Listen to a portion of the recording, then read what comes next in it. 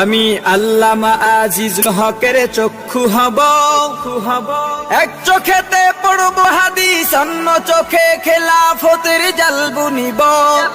আমি খতিব ওবায়দুল হকের খুতবা হব, হক বাতিলের ঠিক পরিচয় তুলে ধরে ভুল মানুষের ভুল শোধাব।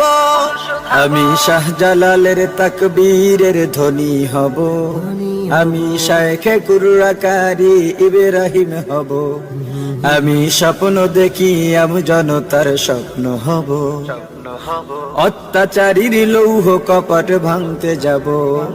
আমি আহমদ শফির সাহস বুদ্ধি হব, খাঁটি মানুষ ডর ভয়হীন সত্য বলে ইলমে ওহির নূর বিলাব। আমি মরতে জানি জেল জুলুমে করি না ভয়।